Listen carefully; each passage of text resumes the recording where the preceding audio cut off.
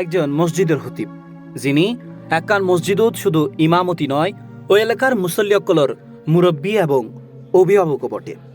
দিন শেষে ওই খতিবুর যখন বিদায় হয়, তখন এক আবেগঘন দৃশ্যের সৃষ্টি হয়। চট্টগ্রামের পটিয়া উপজেলার ঐতিহ্যবাহী মসজিদ মনসা আশরাফ আলী চৌধুরী শাহী জামে মসজিদর খতিব মাওলানা রফিউল করিম বেলালী দীর্ঘদিন নিষ্ঠা, আন্তরিকতা ও সুনামুল্লগে খতিবাতর দায়িত্ব পালন করে আসছিল। সুনামুল্লগে দায়িত্ব পালনের পর মসজিদুর ফক্কতুন ব্যাপক আয়োজনের মধ্যে দিয়ে হুজুররে বিদায় সংবর্ধনা দেওয়া হয়।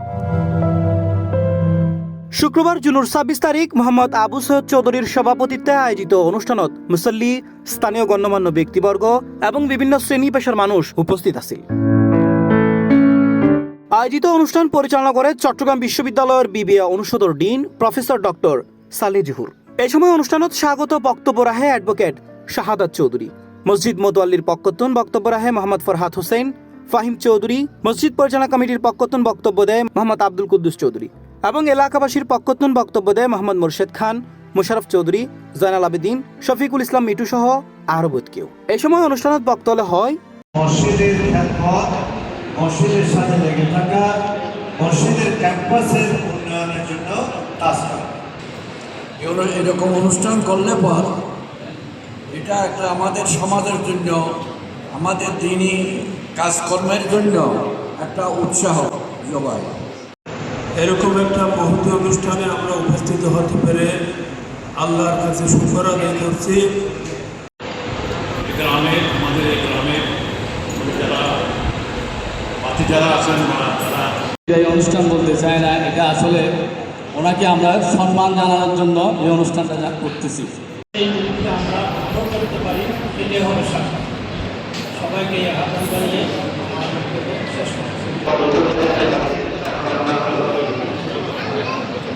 আমাদের এই মসজিদের খ্যাতমত করে গেছেন উনি, যদিও বা চৌধুরী বাড়ির এই চৌধুরী শাহী জামে মসজিদের খতিব। 15 বছর যাবৎ আমাদের খতিব সাহেব আমাদের মসজিদের। পরে বিদায়ী খতিব তার বক্তব্যে সকলের প্রতি কৃতজ্ঞতা প্রকাশ করি হয়। এই যে পরীক্ষার জন্য আপনাদেরকে আমাদেরকে হায়াত আর মন দিয়েছেন, এই পরীক্ষার রেজাল্ট কবে? পরীক্ষার রেজাল্ট আমাদের থেকে পরীক্ষা নেওয়ার জন্য হায়াতের আগেই মনকে সৃষ্টি করেছে। এ সময় এক আবেগঘন পরিবেশের সৃষ্টি হয়।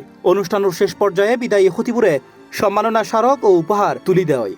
পরে তার সুস্বাস্থ্য, দীর্ঘায়ু ও কল্যাণ কামনা করি বিশেষ মোনাজাতের মাধ্যমে অনুষ্ঠানের সমাপ্তি ঘটে।